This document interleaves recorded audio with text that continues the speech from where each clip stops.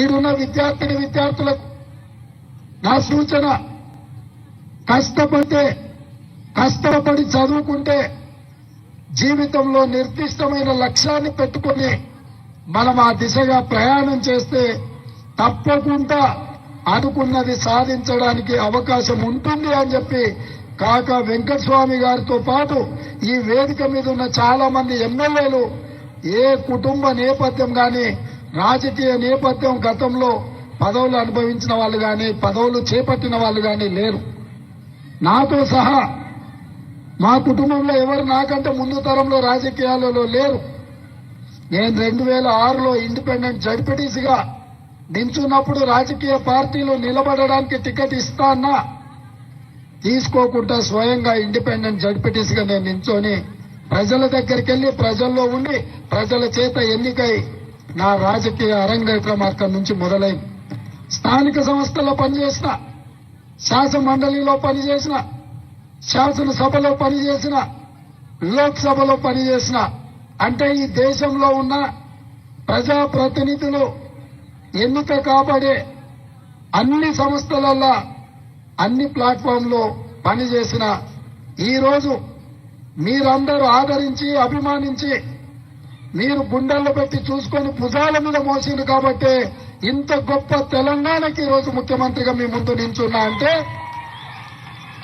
4 కోట్ల తెలంగాణ ప్రజల యొక్క ఆశీర్వాదం, 30 లక్షల మంది నిరుద్యోగ యువకుల యొక్క పోరాటమే ఈ రోజు కాంగ్రెస్ పార్టీ అధికారంలోకి రావడం, నేను ముఖ్యమంత్రి కావడం అని చెప్పి నేను సవినయంగా తెలియజేస్తున్నా. ఇదే కాకుండా నాయకత్వం శ్రీమతి సోనియా గాంధీ గారు, శ్రీ మల్లికార్జున్ ఖర్గే గారు కష్టపడే యువకులకు అవకాశం ఇవ్వాలన్న ఆలోచనతో ఎంతో మంది అనుభవజ్ఞులు ఉత్తండులు ఉన్నా వాళ్ళందరినీ సమన్వయం చేసి ఒక యువకుడికి అవకాశం ఇవ్వడం ద్వారా తెలంగాణ పునర్నిర్మాణంలో కాంగ్రెస్ పార్టీ క్రియాశీలక పాత్ర పోషిస్తుంది, దేశానికే ఆదర్శంగా నిలబడుతుందని ఒక విశ్వాసంతో నమ్మకంతో ఈ బాధ్యతనిచ్చారు. అందుకే ఈరోజు మా వేదిక మీద ఉన్న మంత్రులు పెద్దలు శ్రీధర్ బాబు గారు, పొన్నం ప్రభాకర్ గారు, మా శాసనసభ్యులు అందరం కూడా కఠోరమైన దీక్షతోటి ఈ తెలంగాణను దేశానికే ఆదర్శంగా నిలబెట్టే రాష్ట్రంగా తీర్చిదిద్దే పనిలో భాగంగా రోజుకు 18 గంటలు కష్టపడాలి అని చెప్పి ఈ రోజు మేము ప్రయత్నం చేస్తున్నాం. ఈ రోజు శాసనసభలో 119 మంది శాసనసభ్యులు ఉంటే 57 మంది నూతన శాసనసభ్యులు ఉన్నారు. 64 మంది కాంగ్రెస్ పార్టీలో గెలిస్తే 37 మంది మొదటిసారి ఎమ్మెల్యేలుగా ఎన్నికైన వాళ్ళు ఉన్నారు.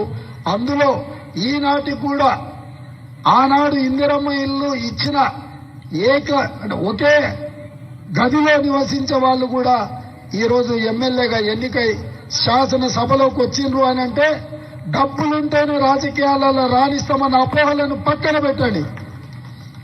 ప్రజల మధ్యలకు వెళ్ళండి, ప్రజల సమస్యలు తెలుసుకోండి, ఆ సమస్యల పరిష్కారం కోసం పనిచేయండి. తప్పకుండా డాక్టర్ కావాలన్నా, లాయర్ కావాలన్నా, ఇంజనీర్ కావాలన్నా, ఐఏఎస్ ఐపీఎస్ కావాలన్నా ఎంత కఠోరమైన దీక్షతో మనం చదువుకుంటామో, పూర్తి పరీక్షలు రాస్తామో అంతే కఠోరమైన దీక్షతోని ప్రజా జీవితంలోకి రండి.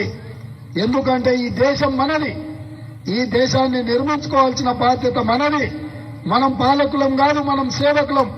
ఈ ప్రజలకు నాణ్యమైన సేవలను అందించాల్సిన బాధ్యత మన ప్రజా ప్రతినిధుల మీద ఉన్నది.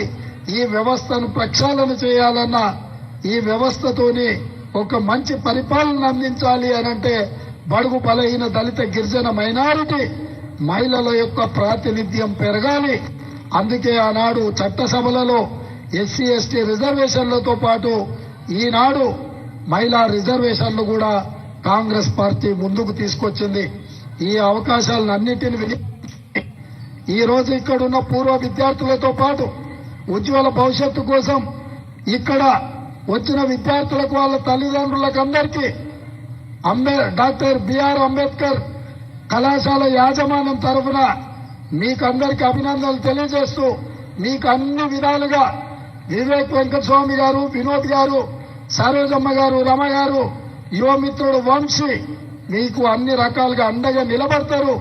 రాష్ట్ర ప్రభుత్వంగా మా వైపు నుంచి ఏ సహకారం కావాలన్నా నిస్సంకోచంగా ప్రభుత్వం ముందుకు తీసుకు